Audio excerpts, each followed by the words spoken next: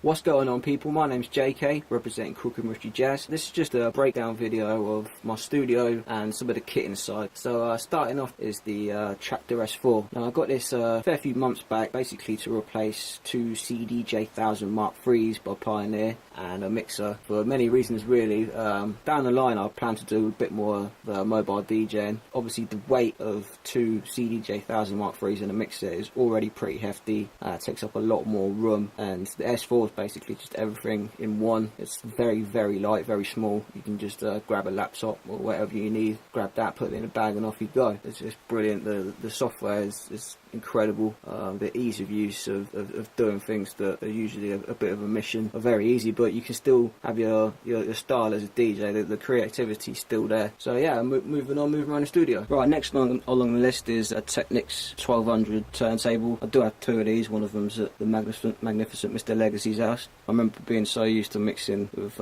crazy belt driven ones where I had to take a run up to push it up, push it into the mix, and then when I got these and just found out that I could just let it go and it would zoom off, it was mind blowing. These days just mainly used for digging and sampling. I will be getting back on mixing them probably fairly soon, but right about now they're a crate digging machine. We've got probably about, I don't know, 100 to 150 records in total. Good sort of quarter of those are the ones left over from DJing. With my music style and music production at the moment, I'm using vinyl more and more, so having a lot of fun with that. So moving on. Right, here we have the Machine Mark 1, which I got probably about a month after it came out, maybe two, and it's got the infamous chroma caps on there. These are absolutely shocking. I got this from DJ Tech Tools, and it said on the website that they're for the Machine. It was on that part of the site, and they just don't fit. Don't know if you can see, but my finger can go clearly under that, and that is just shockingly poor. I wouldn't recommend anyone get these. When I got hold of them, and they said they knew, and they apologised and gave them to me for free, so I can't complain too much. But I've actually got used to them, you know, because it gives you quite a lot of room to turn, but it just looks pretty poor when you can clearly see the steel pipe underneath. The machine itself I'm an absolute love with, especially now the 2.0 software,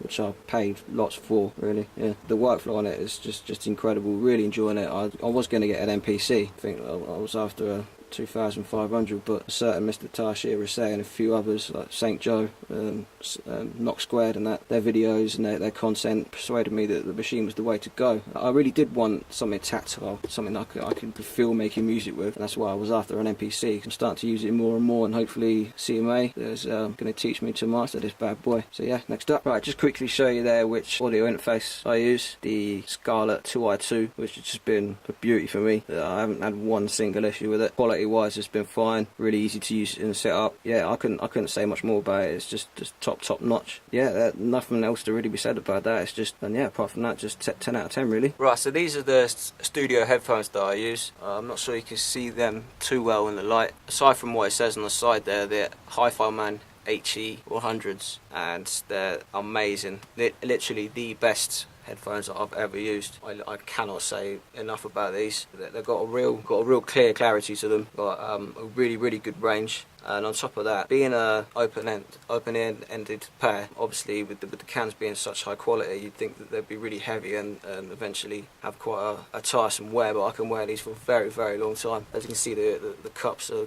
good quality. Actually, the weight on them helps. It eases it on, and they just sit really nice. Yeah, I recommend these to absolutely everybody. I mean, for obvious reasons, but aside from that, not just being biased on that, these really are the best pair I've ever used. So check them out. Either Google them or go on eBay and check out Hi-Fi Man, the HE series, the HE6s as well. I'm yet to try, but apparently they really are the nuts. So yeah, these are what I use. Go check them out, go Google them. Right, just quickly, these are the speakers that I use. Obviously, as you can tell, everyone knows them straight away. They're the KRKs, the Rocket 5s. I know everyone says that they've got the little tip up down at the low end. The way you should buy speakers is when you hear them. You hear the ones you want, you should go get them. If you've got a chance to go and test speakers out and go have a little listen at either the shop or whoever you're buying off, I say that's definitely the way forward. And what happened was I just fell in love with them straight away. I was like, these are the one I want. The range and the response, and just a comfy here. For the music that I make, they're absolutely spot on. I got it for a cracking price and just snapped them straight up. So yeah, moving on. Alright, so apologies for the lighting here. When I'm making beats in the studio, I usually like to keep it quite dark. That's how, as a beat maker, that's one of my my little foibles there, but doing the best I can to try and let you see what you want to see. This is my mic setup. It's a really good price, very good price for what you get, and plus on top it's very portable, really quick and easy to just fold it up, whack it in the car, and either go to someone else's studio or a set or like a vocal performance someone's got to do. Really easy, and I love the look of it as well. I mean, I know it doesn't really matter too much, but it really does look nice. And the mic that I use is the AKG Perception 220. I'm just getting used to her. And she seems to absolutely love instruments, like shiny, bright instruments, which is a good coincidence because I love using those in beats. Hopefully in the future I'll be able to give it a really good vocal test when I hopefully start working with some vocal artists in the future. For instruments, it just eats it all up. Really good highs. You can hear the highs just barking out. So yeah, that combo's done me really well so far. Just as a side note, as you can see in the background, all the walls in the studio is treated with Aurex foam. Some of it's Aurex, some of it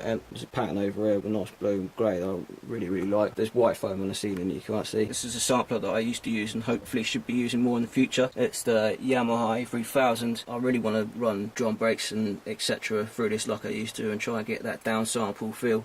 Right, so that's my studio and most of my kit. I was going to show you my PC, but it's not really in a state that's to be shown, but it's in a really good German case that's pretty much fully soundproofed and that, but it's just half dead at the moment, but it will be resurrected soon. So yeah, I hope you enjoyed seeing it, and if you've got any questions, just ask in the comments and I'll let you know. Take it easy. Peace.